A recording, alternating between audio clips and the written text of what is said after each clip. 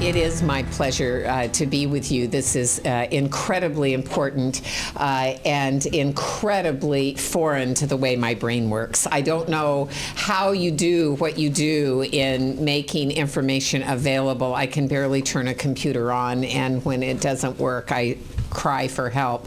But I respect how much information is available and how much we want it. I am just as prone as my 20 and 30-something children to go straight to Google at a moment's notice to try to answer an argument or solve a problem.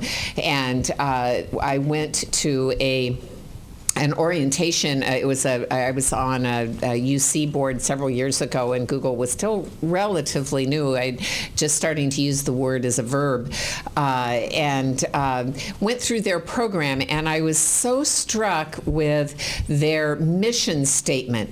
And their mission statement at Google, this was probably at least 10 years ago, was to make all the world's information available to everyone.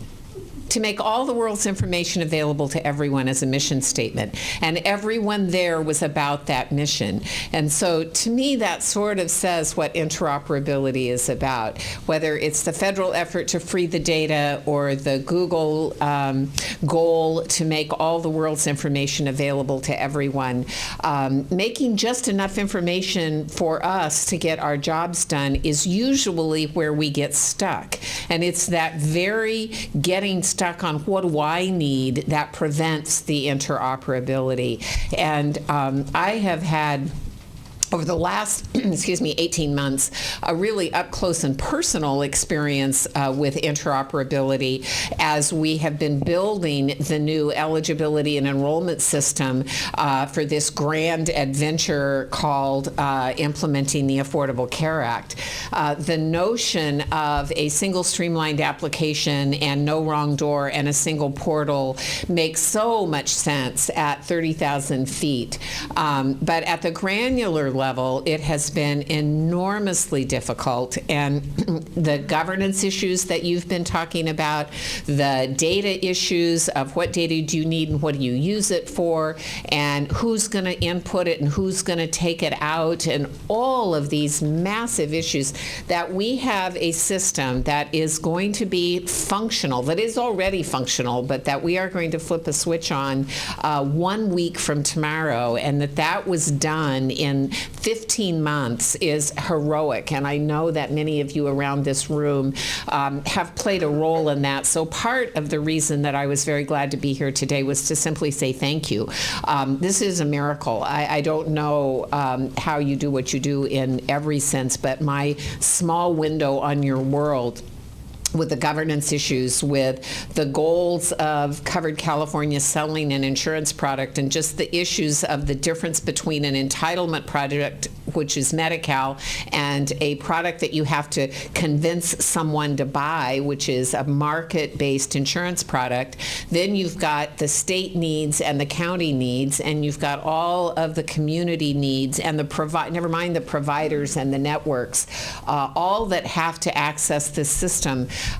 Is just extraordinarily complex. And you do that all day long in all of the various ways. I was interested to see the test that you did with your proof of concept exercise just around psychotropic medication in foster children. I mean, you would think that that is a pretty narrow subset, and yet I know that it served to illustrate for you all of those issues of governance and data and what do we need and who needs to use it. And so as we design our own systems around what we need for our particular need, creating a culture of understanding that I may be creating something that somebody else might use or need. If we think of that at the front end, we can get over some of these back-end hurdles that we have as we try to make the information available and usable in a variety of ways.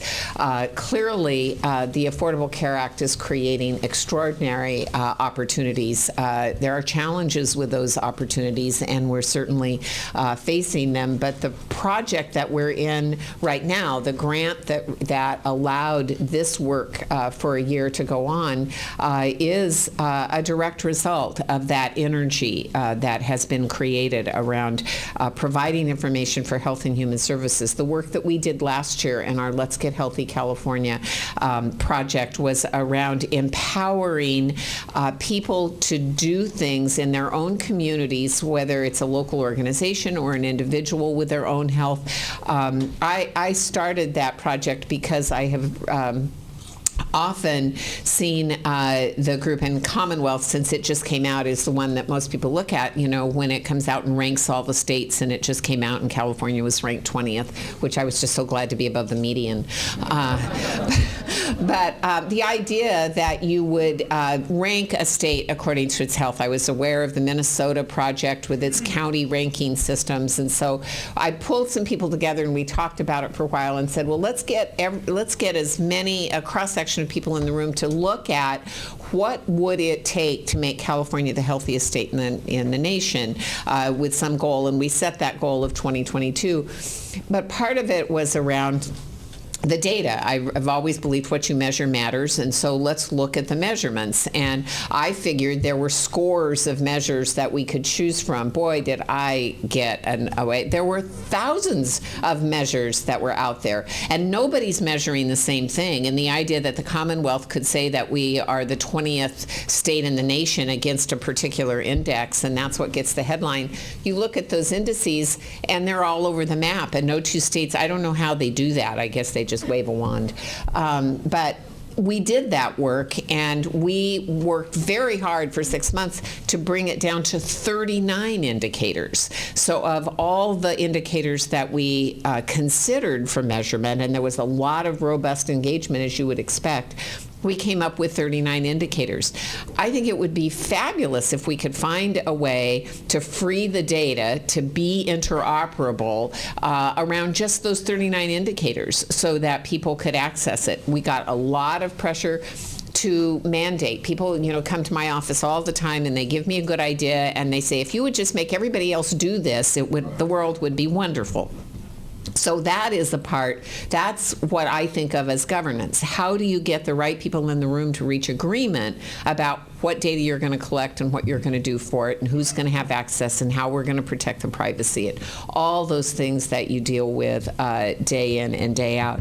But making those 39 indicators on the Let's Get Healthy work is very important. Another area that's very interesting to me, and I've been trying to unleash a way to get at it, is all the vital statistics that we collect in a variety of ways and forums, and that would be enormously helpful, but it's all locked up because of a variety of reasons that you know better than I.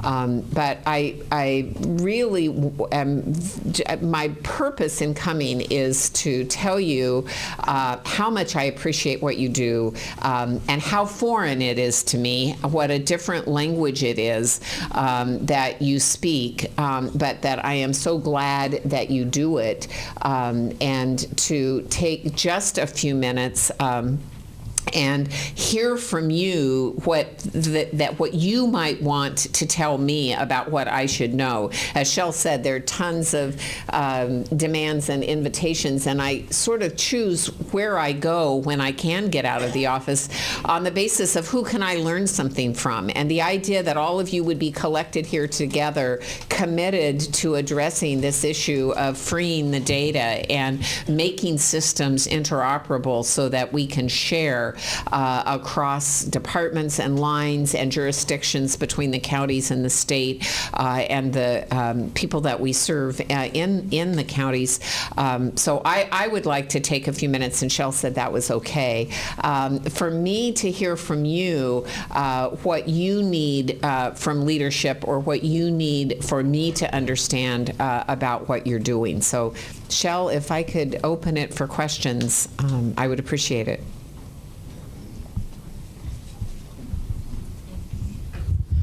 One of the things that we've talked about a lot today is around leadership in terms of how we move forward. Oh, there we go. In terms of how we move forward, we talked about over the summer we had 4 committees around governance, change management, legal, and technology. And each of the committees I think, highlighted this issue around leadership. What does it take to really lead this commitment moving forward? And so the fact that, one, that you're here is part of that, which we really appreciate. But if you have some thoughts about how we can really expand that leadership role around among the departments and other agencies, we also talked a little bit about national standards and the commitment to national standards as our base. But we recognize that we need to get that message out, and we need to get the message out in ways that folks that aren't technology understand. And so if you have some thoughts around that. Sure. Thank you so much. Great question, Lynette. Thank you. Well, thank you, too. One of the first things I heard when I walked up was that what a great job you had done, Lynette, specifically Lynette. So I really appreciate your leadership. But I think leadership happens at a lot of places, and I will again use the experience of the last 18 months in getting the Cal Hears project up. There have been so many times when we have run into really serious conflicts, but the leadership in all the pieces at Covered California and with the counties and with the unions and with the Medi-Cal agents, none of us ever lost focus on the date that we were targeting and the goal that we were targeting. And so having alignment around the goal, I think, is the most important part to leadership. The second part of leadership is trusting the objectives. I think it's really hard when, and I've said this routinely in the whole time I've had this job, about why California has been able to be a leader in implementing the Affordable Care Act. One of the key reasons is that we have had the luxury of not having the level of partisan pitch that has existed throughout the rest of the country. The exchange was established, and the low-income health program was done by a Republican governor in California, not because it was partisan or nonpartisan, because California is a leader. We have leadership in California at every level. The counties came forward on the low-income health program. The providers came forward on the exchange. The insurance companies have been partners in the work that we're doing. So we haven't been warring factions. We have wanted to make life better for Californians and move to a culture of coverage.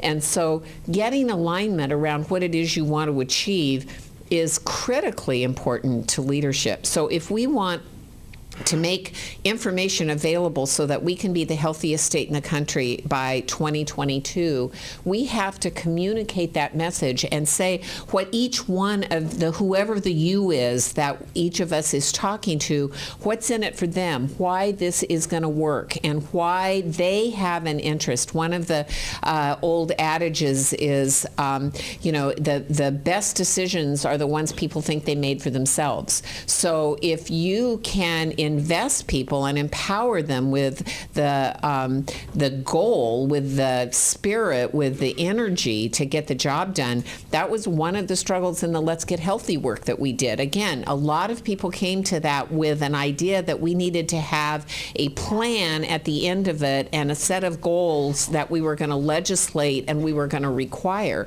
And we worked really hard to keep that from happening because everybody there had an organization that they were a part of, and we needed to let them take it back and move toward a goal of getting healthy in their own style and in their own space and in their own way. And that's sort of counterintuitive to interoperability. The more you want to encourage independent action, the more you get siloed independent systems. And so we want to make the information available, but we want to make the action individual and separate, and sort of the think globally, act locally ethic of making the tools available for people to make decisions for themselves and to make it real. So that's how I feel about leadership, Lynette, and I think I am really humbled every day to work with so many leaders at so many levels throughout our own state organizations, but with our county families. And one of the things having worked in Sacramento in my young career and then spent my middle career working in counties and cities and in local jurisdictions, it was a great pleasure to me to partner with this governor who is so committed to the empowerment of counties and the empowerment of individuals and working through local organizations to help move that agenda forward in the health and human services field. I know you've got a lot to do, and I do too. So I am going to let you get back at your work, and I'm going to go back and do more of mine. But again, I just can't tell you how much I appreciate everything that you're doing and the spirit of this conference and what it has already achieved in this project. And I'll look forward to working with Shell and Debbie and Lynette and all of those that are committed to this work to do whatever small part I can do to move us down the path of interoperability.